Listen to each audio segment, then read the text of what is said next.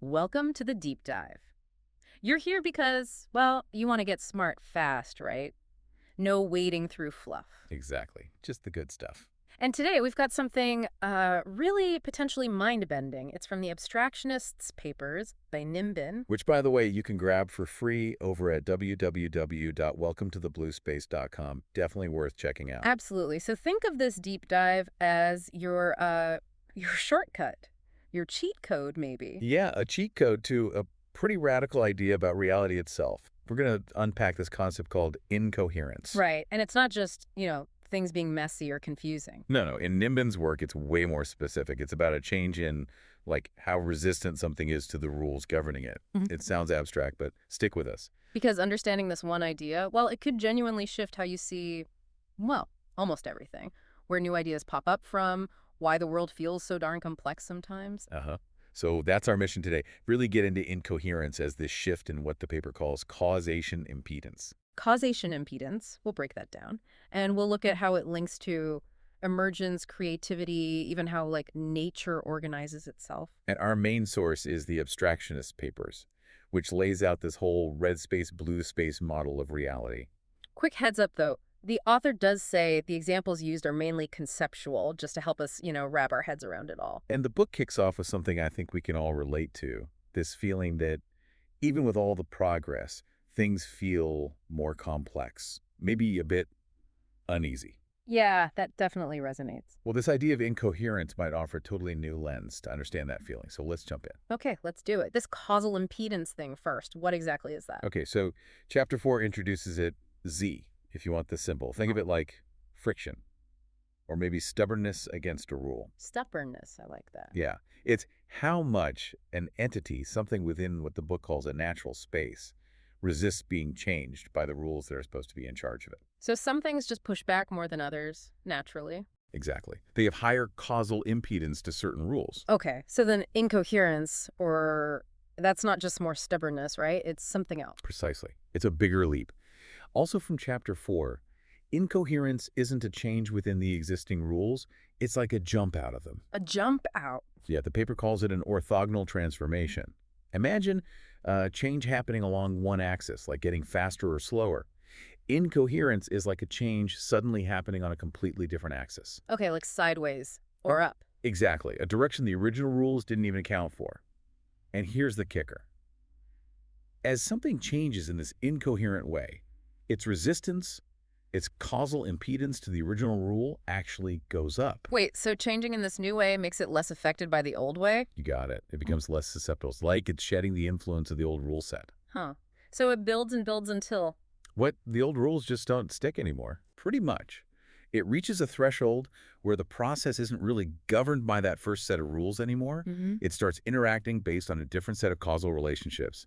It's moved beyond its original natural space constraints. Okay, need an analogy here. Chapter 5 is a great one. Imagine you're on train tracks. Train's coming. Running faster down the track. That's a coherent action within the rules, right? Right, staying on the tracks. But incoherence is realizing, hey, I can just step off the tracks entirely. Yeah. You've changed the fundamental interaction with the threat, moved into a different causal space relative to the train. Ah, okay. Stepping off the tracks, that clicks. It's not just adapting, it's changing the whole game. So what happens after a system steps off the tracks becomes incoherent? This is where emergence fits in. Bingo. Chapter 12 nails it. Yeah. Incoherence is the basic mechanism of emergence. So the basic mechanism, wow. Yeah. When a process hits that wall, where its causal impedance to the old rules is so high, it just can't continue effectively under those rules. Change becomes necessary. It has to find a new way. And that necessity, that's where new stuff comes from. That push beyond the old limits, yeah. That's where entirely new forms, new behaviors can suddenly arise. It flips the stop. The script emergence isn't just gradual improvement. It's born from these rule breaks. So it's not just tweaking the existing system, it's like a whole new level appearing. Exactly. And Chapter 5 links this to something called general selection. I think Darwinian selection, but like way broader, applying to all sorts of systems, not just biology. Okay.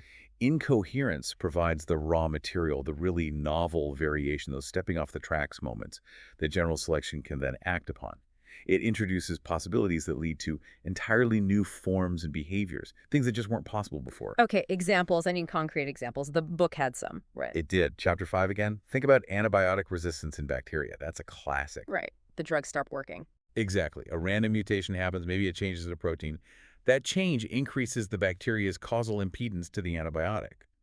Suddenly, the old rule, this drug kills you, doesn't apply as strongly or at all. The bacteria stepped off the tracks. It did. And boom, you have the emergence of a resistant strain. That's incoherence driving emergence. Okay, that makes sense. What else? AI was mentioned. Yeah, deep learning, old AI, had certain limits in pattern recognition, introducing things like massive data sets and different network structures. It basically shifted the causal impedance of the old algorithms. They became incoherent with their previous limitations. And then they could suddenly do things like understand images or language much better. Right. Emergent capabilities that weren't really there before. It wasn't just doing the old stuff faster. And blockchain, that seems different again. But the principle holds. Decentralized ledgers. They created a way to handle transactions that had a really high causal impedance for, say, traditional banks in certain aspects, like censorship resistance or transparent verification. So it bypassed the old financial gatekeepers in some ways. Exactly. It became incoherent with some of the constraints of the old system, allowing a new kind of financial interaction to emerge. The point is, emergence here isn't just incremental steps. It's the formation of entirely new organizational layers with abilities the old system couldn't access. Okay, so incoherence isn't breakdown, it's potential. The potential for building something totally new. This sounds a lot like creativity. There's a very strong link suggested. Because incoherence lets systems sidestep old rules and interact differently, it's presented as, well, maybe the foundation of novelty. The foundation. Yeah. Chapter 12 talks about those orthogonal directions, again, moving in unexpected ways. That's where transformative progress comes from, right? Not just doing the same thing better, but doing something different. And this connects to human stuff like art or invention. Chapter 13 touched on that, I think. It did. It frames things like art and invention as forms of incoherence. They're breaks from just, equilibrium or basic survival needs. Well, art is described as kind of releasing and reshaping our inner worlds, stepping outside the immediate cause and effect of the environment. And invention, that's literally creating something that didn't exist. Talk about stepping off the tracks. So when we have that aha moment, that flash of insight, is the idea that our thinking became like incoherent with our previous dead-end approach. That's definitely the suggestion. Our thinking gets stuck in a coherent pattern, following the established rules of the problem as we see it. Maybe true creativity requires our thoughts or processes to become incoherent with those patterns, allowing new connections, new perspectives to emerge. Stepping off the mental train tracks. This makes me wonder about those natural spaces. The book mentions the atomic world, biology. How does incoherence fit into those? Are they just built on incoherence? That's kind of the idea in Chapter 8. Natural spaces are seen as places where causal interactions are rich and dynamic enough to sustain continuous transformation. They aren't static. They arise, the book suggests, where there's a sort of ongoing harmonization of incoherence. Harmonization. So not chaos, but like balanced instability. Something like that. It's not that everything's falling apart, but the constant potential for rule-breaking and reforming, driven by incoherence, actually fuels the system's dynamism and allows new structures and interactions to emerge constantly. It keeps the space alive and evolving. So they're different from just like a set of fixed rules. Yeah, the book contrasts them with simple causal spaces, which are just defined by rules. Natural spaces show persistence, they self-adjust, and crucially, they're where emergence happens. Think of a rainforest versus, say, the rules of chess. Both have rules, but one is constantly adapting and producing novelty in a way the other isn't. Okay. And Chapter 8 talked about potential and flow. Right, that dynamic interplay within natural spaces. The potential for change, linked to incoherence, leads to actual change, flow, which then creates new potentials. It's this self-sustaining cycle, all underpinned by incoherence as the engine. Which brings up a really interesting point. We usually think coherence things working smoothly, predictably, following the rules is the goal, right? Stability. That's the common view, absolutely. But based on all this, is that view wrong or incomplete? The discovery of incoherence definitely challenges it. It suggests that striving for pure coherence might be, and this is a direct idea from the text, a misexpectation of stability. A misexpectation. Yeah. In a reality that seems fundamentally driven by change and the harmonization of incoherence, Maybe what we perceive as stable coherence is just a temporary phase, a fleeting pattern within a much bigger dance. So the stability we feel like in our own minds, our red space model of the world, might just be hiding the constant churning and changing in the underlying reality, the blue space, where incoherence is king. That's strongly implied. And Chapter 3 notes how our minds naturally seek coherence. They even resist info that clashes with our current model.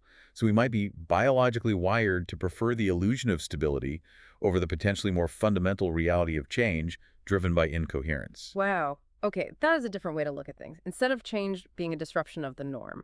Right. The breaking of rules, incoherence isn't the problem.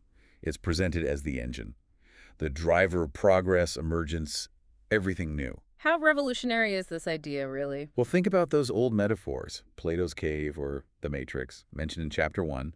They assume one fixed real reality and one illusion. Right. You escape the illusion to find the truth. But incoherence suggests something more fluid, maybe multiple evolving realities or layers of organization constantly being generated through this mechanism of rules being stressed, broken, and reformed. There isn't just one set of tracks to be on or off. And this isn't just philosophy, is it? The book mentioned actual applications. For sure. Chapters 5 and 9 sketch out possibilities across loads of fields. Understanding evolution beyond just Darwinian selection. Building AI that's truly adaptive, not just better at specific tasks. Analyzing market bubbles and crashes or social movements, seeing them as driven by shifting impedances and incoherence. Even improving how we learn or solve problems, maybe by deliberately introducing incoherent perspectives. So if we want, say, more creative AI, maybe we need to figure out how to bake in some controlled incoherence. That could be one implication, yeah. Yeah. Instead of just optimizing for coherent performance within fixed rules, maybe we need ways to let systems productively break those rules sometimes. And there was that hint about physics, reconciling quantum mechanics and relativity. Yeah, the author mentions it briefly near the end in Chapter 12 as a potential, very profound implication that this framework might offer a new way to unify those two pillars of physics. But it's just a hint, not explored deeply in the excerpts we're focusing on. Still, that's a huge potential signpost for where this thinking could lead. Absolutely. Suggests the ambition behind the idea. Okay, so let's try and wrap this up. If you had to boil it down, what's the single biggest takeaway for listeners from this deep dive on incoherence? I think it's this. Incoherence, this shift in how things respond to rules, isn't an error message. It's not a bug in the system. It's potentially a fundamental feature. The engine driving emergence, sparking creativity, shaping the natural world, driving learning, and that feeling of stability, of coherence. It might just be a temporary arrangement, a beautiful but fleeting harmony within this constant underlying process of change fueled by incoherence. It really does flip things on their head. It makes you wonder, doesn't it? How could seeing the power in breaking the rules, causally speaking, change how you approach problems or how you see change in the world? Yeah, maybe getting stuck as being too coherent sometimes. Definitely food for thought. And if this has piqued your curiosity, remember you can explore the Abstractionist's papers yourself. It's all up there for free at www.welcometothe.bluespace.com. Lots more detail to dig into. So we'll leave you with this final thought. If stability is just a temporary harmony of underlying incoherence, what does that really mean for our ideas about progress and innovation? Some to chew on. Thanks for joining us on the Deep Dive.